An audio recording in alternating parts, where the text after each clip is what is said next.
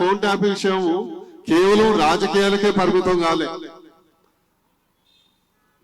సొంత పార్టీ నాయకులు, సొంత కుటుంబ సభ్యులు, మీకు చాలా మంది తెలియదు, సొంత అల్లుడి మీద కూడా ఫైల్ తయారు చేయించాడు.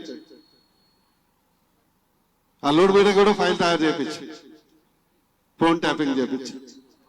అదేవిధంగా సొంత పార్టీ నాయకులు, అంతరంగికులు, పోలీసు వాళ్ళు, బిజినెస్ పీపుల్, ప్రతిపక్ష నాయకులు, వీళ్ళందరి మీద ఫోన్ ట్యాపింగ్ చేయించడం జరిగింది. అది రాజకీయ కోణం. ఇంకోటి, ఇది నయం లాగా, ఒక రాజకీయ నయం లాగా ఫోన్ ట్యాపింగ్ చేసి బిజినెస్ ఏదైతే పారిశ్రామికవేత్తల సమస్యలు ఉన్నాయో, రియల్ ఎస్టేట్ సమస్యలు ఉన్నాయో వాళ్ళని కూడా ట్యాపింగ్ చేసి సాక్షాత్ పోలీస్ ఆఫీసర్లు వాంగ్మూలం చేసడం జరిగింది. వాళ్ళ ద్వారా ఈరోజు సెటిల్మెంట్ చేసి చిత్రహింసలు చేసి సంధ్యా శ్రీధర్ రావు అనే వ్యాపారవేత్తను ఒక క్రిమినల్ కేసులో ఇరికించి చిత్రహింసలు చేసి 13 కోట్ల రూపాయల ఎలక్ట్రల్ బాండ్స్ కట్టి కొనిచ్చినటువంటి ఘనత ఇది. ట్యాపింగ్ ఇష్యూ కేవలం రాజకీయ కోణమే లేదు, ఆర్థిక కోణం ఉంది, మాఫియా ఉన్నది.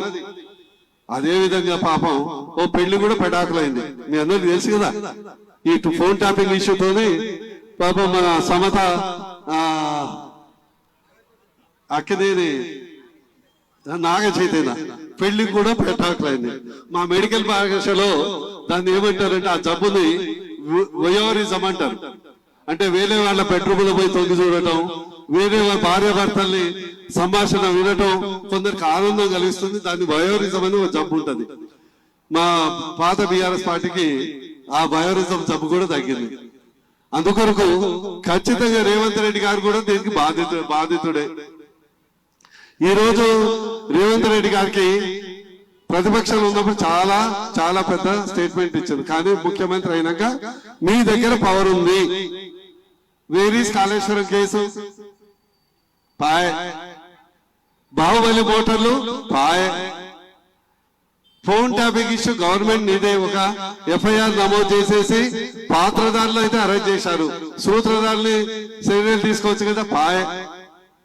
ఫోన్ ట్యాపింగ్ ఇష్యూ పాయ్. సిఎంఆర్ బిల్డింగ్ పెద్ద కుంభకోణం, దాదాపు 1000-2000 కోట్ల కుంభకోణం, దాని కూడా పాయ్. చాలా మందికి తెలియదు. సాధారణంగా రేవంత్ రెడ్డి గారు ఢిల్లీ పోయినప్పుడల్లా 2-3 ఎమ్మటి తీసుకొని పోతాడు, లెఫ్ట్ రైట్ ఎవిడెన్స్ అన్నమాట. పక్కన బంటి విక్రమార్క లేకుంటే ఇంకో మంత్రి పోతాడు.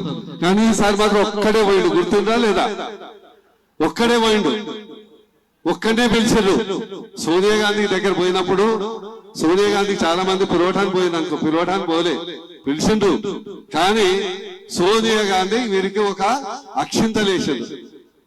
ఏం అక్షింతలు వేసిండు? మనకు రామాయణంలో లక్ష్మణ రేఖ లాగా ఆయన చుట్టూ ఒక సోనియా రేఖ గీయటం జరిగింది.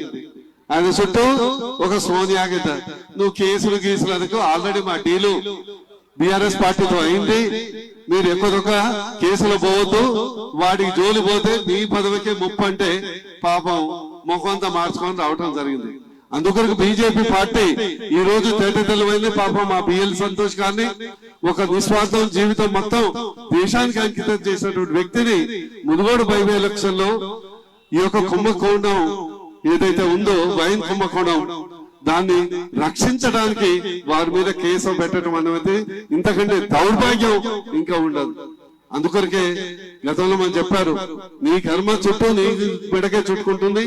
ఈ రోజు క్లియర్ గా ఇండియన్ టెలిగ్రాఫ్ యాక్ట్ ప్రకారం సిబిఐకి సెంట్రల్ గవర్నమెంట్ కు తీసుకునే హక్కు ఉంది. రేవంత్ రెడ్డి గారికి, ముఖ్యమంత్రి గారికి బీజేపీ పార్టీలో ఇప్పటికే మా ముఖ్య అతిథి గారు లక్ష్మణ్జీ గారు డిమాండ్ చేయడం జరిగింది. బీజేపీ పార్టీ తరఫున డిమాండ్ చేయడం జరుగుతుంది.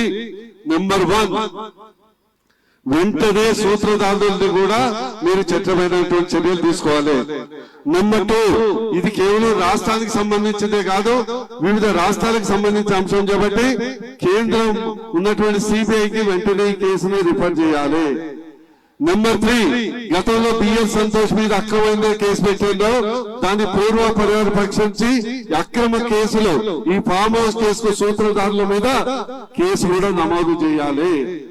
నెంబర్ 4, కస్టమ్ మిల్లింగ్ రైస్ ఏదైతే ఉందో మీరే పెట్టించడం జరిగింది, దాని మీద కూడా లోతైన దర్యాప్తు చేయాలి. లేకుంటే సిబిఐ డబ్బులు ఇచ్చేది సెంట్రల్ గవర్నమెంట్ కాబట్టి సిబిఐకి చేయాలి. ఈ ద్వారా ముగించే ముందు తెలంగాణ ప్రజలకు విజ్ఞప్తి చేస్తున్నా, ఒక్కసారి ఆలోచించండి.